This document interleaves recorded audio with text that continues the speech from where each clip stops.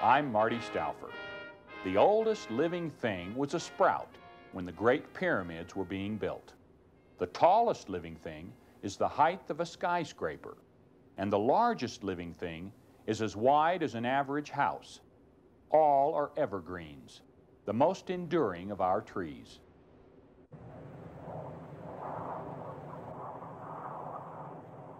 One of the major questions in nature is how to survive the winter. Trees have developed two distinct solutions: stay green the year round, like evergreens, or shed leaves and shut down, like deciduous trees. The leaves of deciduous trees turn the colors of fire in autumn and may steal the show until winter arrives. Long ago, people thought that evergreens were magical, so they brought them indoors to start the Christmas tree tradition. Evergreens have adapted to nearly every climate and geographic location. Let's investigate these magnificent trees with their branches that stay evergreen.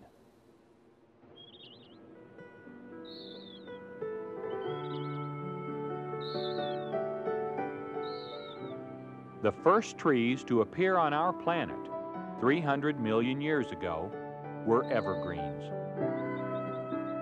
The giant brontosaurus munched their needles.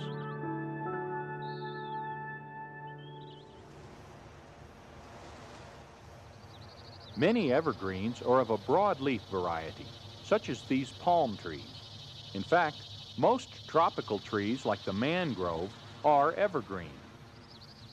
The waxy coating on the leaves seals in moisture and keeps water loss to a minimum.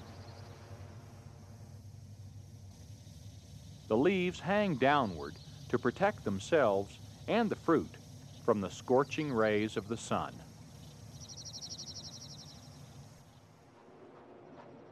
Hey, let's go over here, Dad.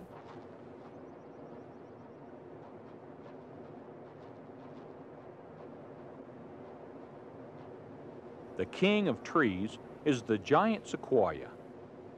Today, it survives only in 60 widely scattered groves along the Sierra Nevadas in central California. A sequoia can grow 30 feet wide and 300 feet tall. Many are over 2,000 years old. This tree weighs over 3 million pounds.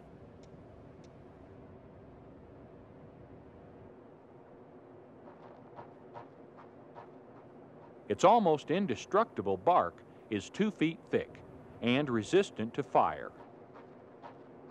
The giant sequoia is not quite the tallest, biggest, nor oldest tree in the world, but it is the largest tree in volume of timber. And it's a tree so sturdy that one actually had a road carved through it, though this didn't do the tree much good.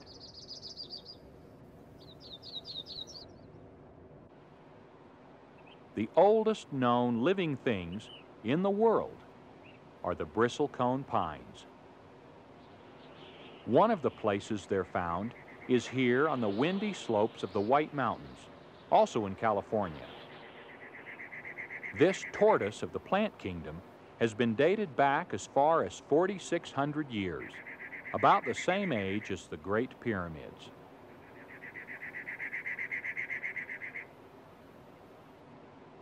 Some of the older trees have just one strip of living bark left. But there is other life here. This is a female velvet ant. Actually, she's a wingless parasitic wasp. Her squeaking noise sounds a little like the creaking of these ancient trees.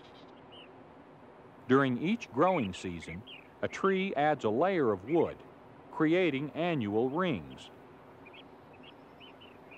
In this cross-section, we see wide rings grown in wet years and narrow rings grown in dry years. During prolonged dry spells, bristle cones are able to shut down and add less than an inch of growth in 100 years. The rings also vary according to how much light and nutrition a tree receives. So they're used to help document the effects of pollution, earthquakes, and volcanic explosions by giving us information about past climates and the changing chemical contents of the atmosphere and soil.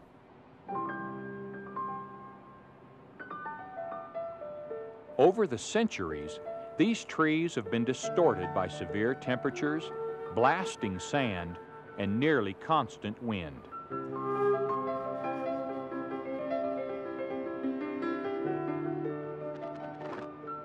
Hidden inside this twisted trunk is a cool drink of water for a pygmy nuthatch.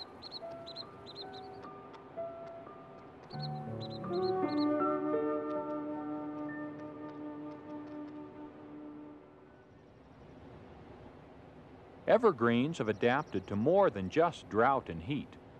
They can also survive the severe cold of winter. Here in Montana, the wind has turned these subalpine firs into snow ghosts. Their unique steeple shape normally helps to shed this heavy weight. But even with too much snow, their design allows the branches to bend without breaking.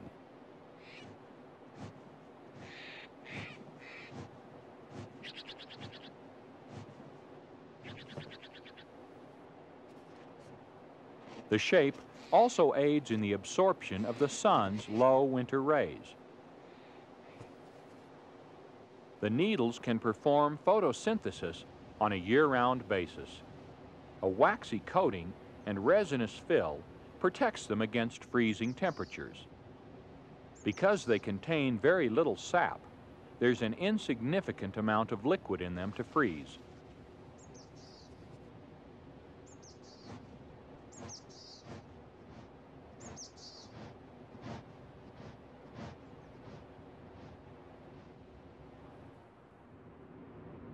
The small surface area of the needles slows down evaporation and conserves the tree's water supply.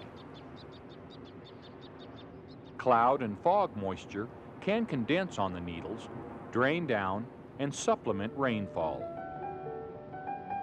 The needles even filter nourishing mineral particles from the atmosphere.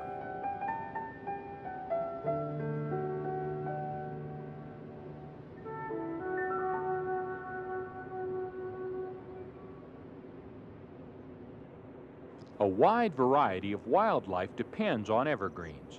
The trees offer shelter from the elements, as well as a year-round supply of food. The most familiar evergreen to us, and the most beneficial for animals, is the conifer, or cone-bearing evergreen. The tough, resinous needles are edible by a few hardy creatures, but most prefer the nutritious seeds found within the cones. The tallest of all the conifers and of all trees is the magnificent redwood. Crossbills are dependent on pine, spruce, and other conifers. As their name implies, They have a beak which is completely crossed. This special design works well for cracking the cone and extracting the seeds. Many birds and animals take on the name of the evergreen they rely on for food and shelter. The pine grosbeak prefers the young spring shoots, which are tender and juicy.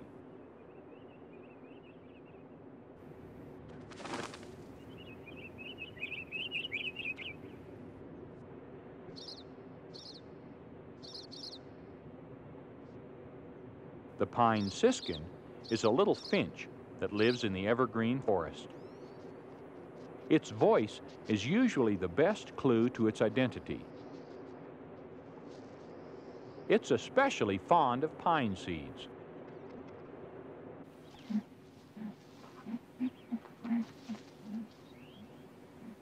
The pine martin lives among the conifers in search of squirrels, rabbits, mice, and birds.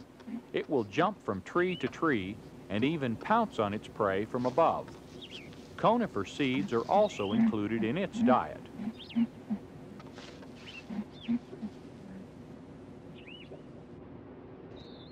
The spruce grouse is one of a few species which eat the mature needles.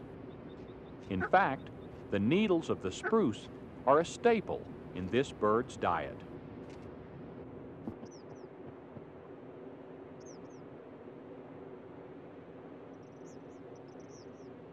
Whether they're named after the tree or not, many animals, like this black-tailed buck, eat lichen or moss off the bark of an evergreen tree.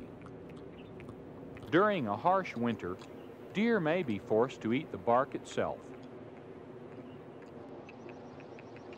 And during every winter, the snowshoe hare survives on the needles of a variety of conifers.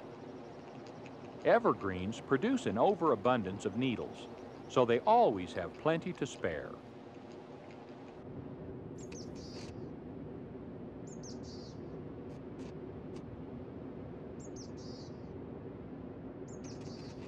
But some creatures attack their life-sustaining bark with its underlying layer of juicy cambium. A single porcupine is capable of killing a substantial number of trees in a year. Luckily, porcupines only have one offspring a year, called a porcupet. Using large incisors, even this baby is able to gnaw into the inner bark and cause permanent damage to the tree. Porcupines became so prolific in Vermont's forests that the lumber companies imported from Maine the porcupine's only natural enemy, the fisher. Fishers are one of the few predators which regularly kills and eats porcupines.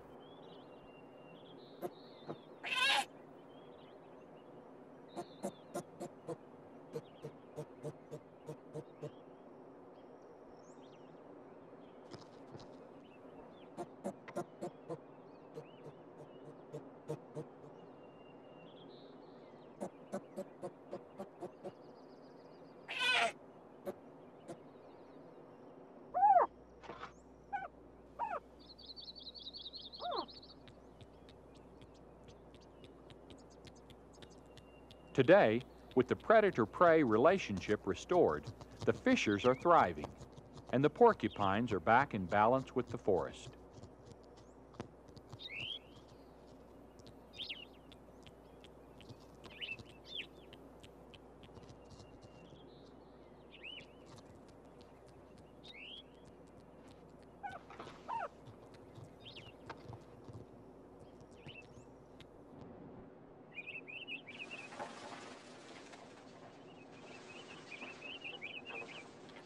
During rutting season, the elk can also cause considerable damage to saplings. Before engaging rivals, it polishes its antlers.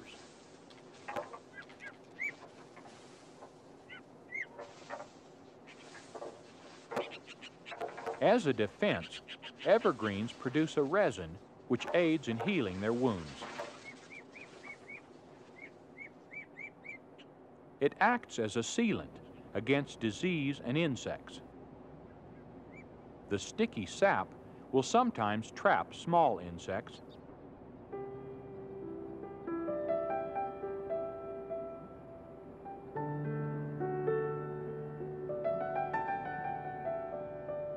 Later, over the ages, buried under tons of pressure, this golden substance will become a hardened gem known as amber.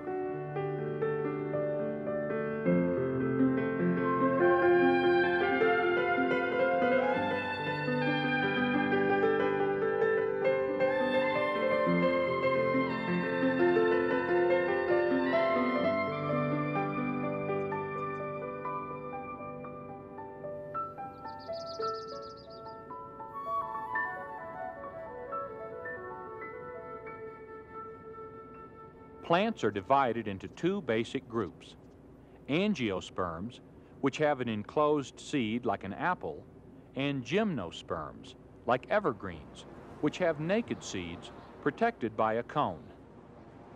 As springtime turns to summer, the pollen sacs of the male cone dry out and release a cloud of pollen. Pollen of each species has its own specific design. So each type of tree can only be pollinated by its own kind.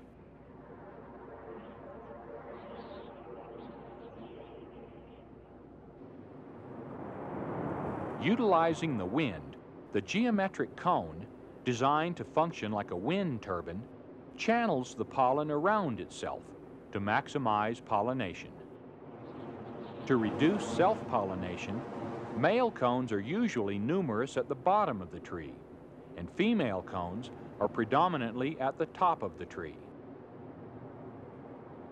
The pollen sifts into the narrow spaces between the scales of a female cone.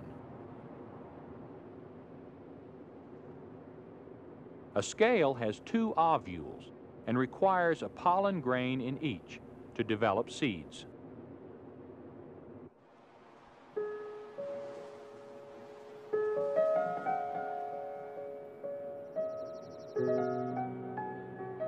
After pollination, the egg will eventually be fertilized, usually the following spring.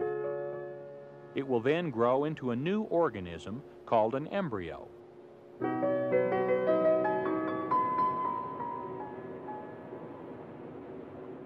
Over the course of several years, the maturing female cone turns woody. Finally, the scales spread and drop the winged embryos, each carrying a single seed.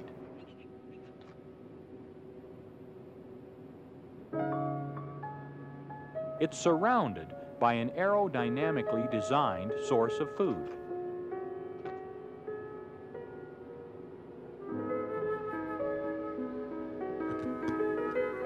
This covering will nourish the seed through the winter.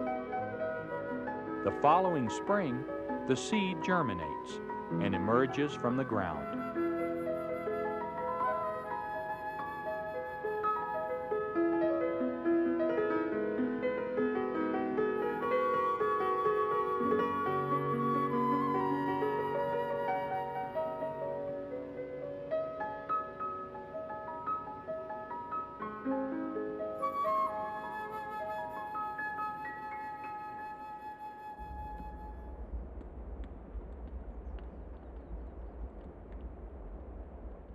Fire is one of the forest's deadliest enemies, but is paradoxically a source of renewal and growth.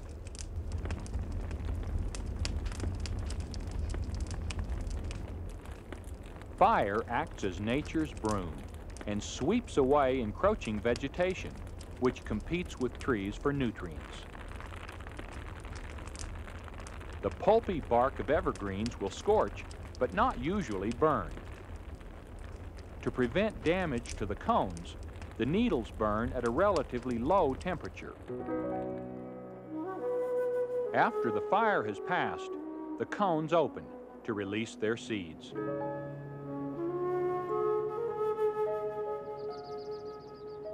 The jack, lodgepole, and knobcone pine have evolved this special survival technique.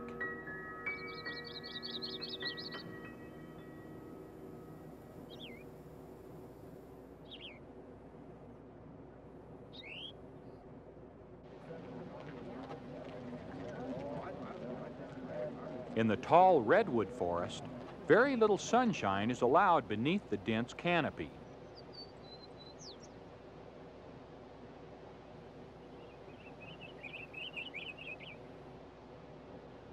Although redwoods have cones and can reproduce by seed, they also have a unique regenerative ability which is rare in conifers. They often reproduce by developing shoots from the knobby burls that form along the base of the tree. A burl is a hard conglomerate of many dormant buds. These buds are not new lives like seedlings, but the same life, clones of the adult. When a tree is damaged, the clones quickly spring to life. They grow faster and have a better chance of survival than seedlings.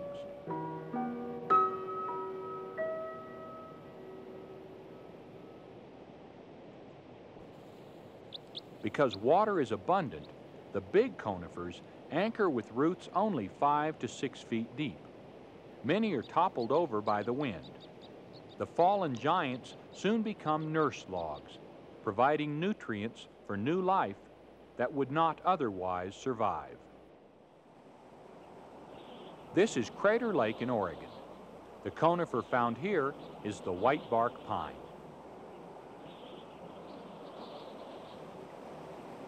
It has lost the ability to open its cones.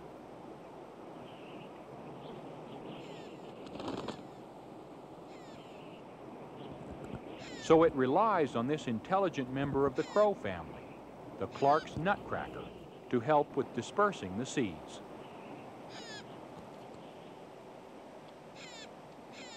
The nutcracker puts the seeds into a pouch beneath its tongue until it can stash them.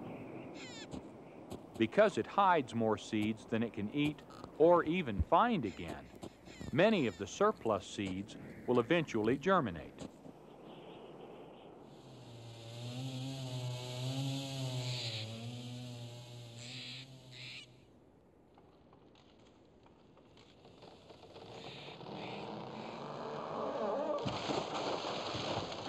Man has always relied on the evergreen for fuel and housing.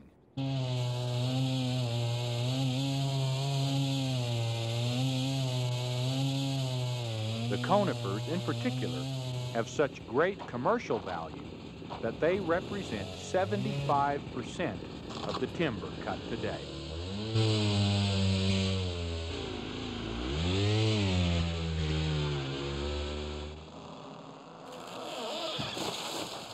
They're used as the major element in construction and housing, and in products, from plywood to pencils.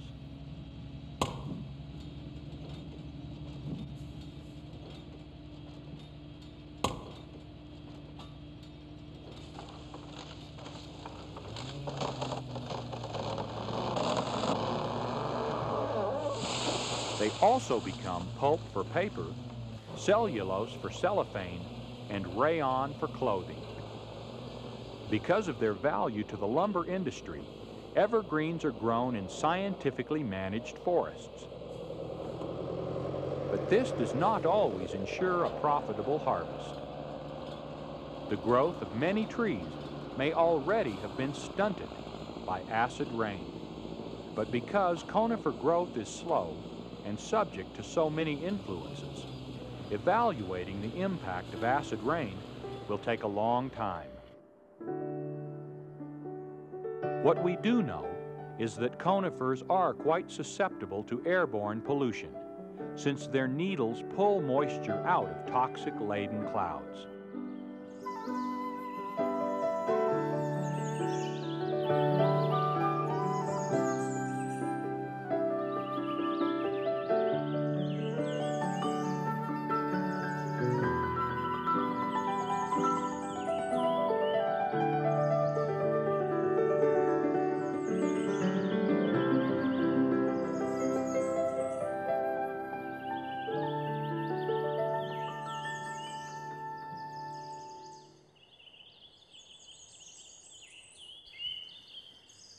In this shadowy world, a refuge exists for an incredible variety of plant and animal life.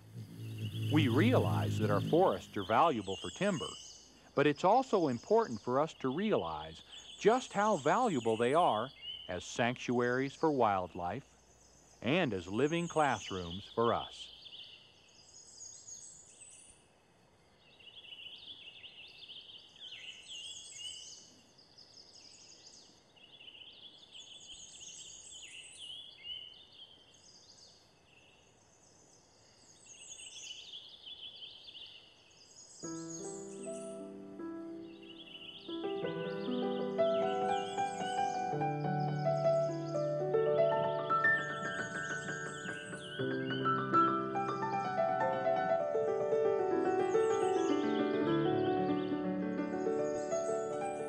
It took millions of years for this complex ecosystem to develop. This silent world, sheltered by a canopy of green, is home for many creatures which can live nowhere else.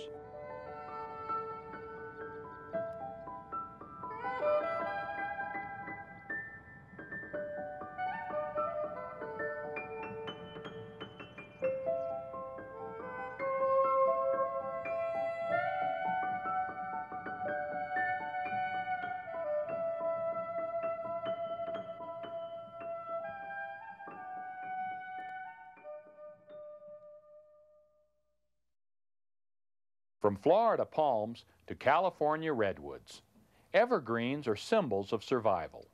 They have endured eons of winters, often thriving in soils too poor for other trees. Growing right up to timberline and north to tree line, they are the wilderness. Their graceful beauty enriches our lives, and their hidden rings illuminate our past. In return, we must ensure that the future continues bright for the evergreen. I'm Marty Stouffer. Until next time, enjoy our wild America.